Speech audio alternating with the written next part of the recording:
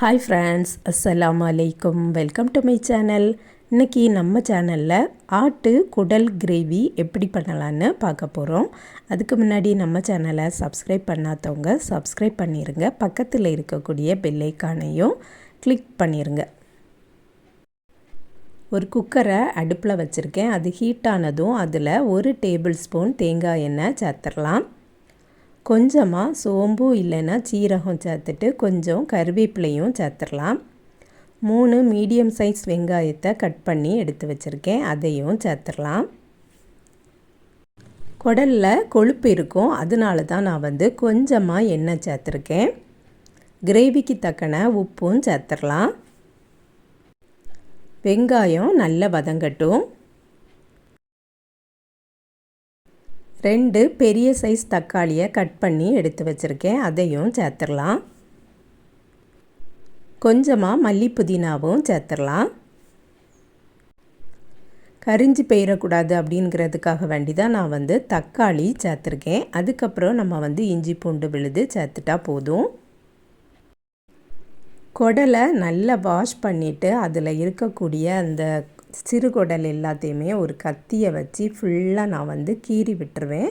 அதுக்கப்புறம் உப்பு போட்டு வெந்நீர் ஊற்றி நல்லா வாஷ் பண்ணினதுக்கு அப்புறமா கொஞ்சமாக தண்ணீர் ஊற்றி வேக வச்சு எடுத்து வச்சுருக்கேன். அதாவது ஒரு 2 விசில் போட்டிருக்கேன். கொஞ்சம் உப்பும் போட்டு இஞ்சி பூண்டு விழுதையும் போட்டு கொஞ்சம் தண்ணீரையும் ஊற்றி வேக வச்சு எடுத்து வச்சுருக்கேன். வேக வச்சதுக்கு அப்புறமா தான் இந்த மாதிரி பொடி பொடியாக கட் பண்ணுவேன். தக்காளி வதங்கினதுக்கு அப்புறமா 2 பச்சை மிளகாய் போட்டிருக்கேன். அதுக்கப்புறம் 1 டீஸ்பூன் இஞ்சி பூண்டு விழுதையும் சேர்த்துடலாம். 1/2 டீஸ்பூன் கரம் மசாலாவும் சேர்த்துருக்கேன். வெங்காயம் தக்காளி எல்லாமே நல்லா வதங்கணும், அதனால் கொஞ்சம் ஸ்லோ ஃப்ளேமில் வச்சே வதக்கிடலாம். மல்லி புதினா கட் பண்ணி வச்சுருந்ததில் கொஞ்சம் பேலன்ஸ் இருந்தது, அதையும் போட்டிருக்கேன். கட் பண்ணி வச்சுருக்கக்கூடிய குடல் எல்லாத்தையுமே சேர்த்துடலாம். ஃபஸ்ட்டு வேக வைக்கும்போதே நான் கொஞ்சம் மஞ்சள் தூளும் ஆட் பண்ணியிருந்தேன். குடல் எல்லாத்தையும் போட்டுட்டு நல்லா மிக்ஸ் பண்ணி கொடுத்துக்கலாம். குடல் கிரேவி பார்த்திங்கன்னா இட்லி, தோசை, சப்பாத்தி, இடியாப்பம், ரைஸு எல்லாத்து கூடயுமே சாப்பிடலாம். செம்ம டேஸ்ட்டாக இருக்கும். நல்லா மிக்ஸ் பண்ணினதுக்கு அப்புறமா மசாலா தூள்லாம் ஆட் பண்ணிக்கிடலாம். 2 டீஸ்பூன் கறி மசாலா சேர்த்துருக்கேன். 1 டீஸ்பூன் சோம்புத்தூள், ஒரு 1/2 டீஸ்பூன் மல்லித்தூள், கொஞ்சமாக மஞ்சள் தூளும் சேர்த்துருக்கேன். சேர்த்துட்டு நல்லா மிக்ஸ் பண்ணி கொடுத்துக்கலாம். கறி மசாலாலேயே காரம்லாம் இருக்குது, அதனால நான் வத்தல் தூள் சேர்க்கலை. தண்ணீர் ஊற்றதுக்கு முன்னாடியே இந்த மாதிரி நல்லா மிக்ஸ் பண்ணி கொஞ்ச நேரம் கொதிக்க விடணும். ஃபஸ்ட்டு குடலை வேக வைக்கும்போது கொஞ்சம் தண்ணீர் இருந்தது, அந்த தண்ணீரை இதில் சேர்த்துடலாம்.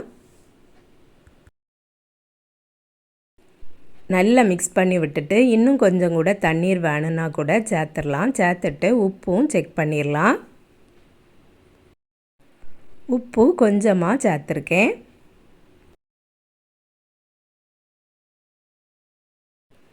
நல்லா மிக்ஸ் பண்ணிவிட்டு ஒரு கொதி வந்ததுக்கு அப்புறமா குக்கரை மூடி வேக வச்சிடலாம்.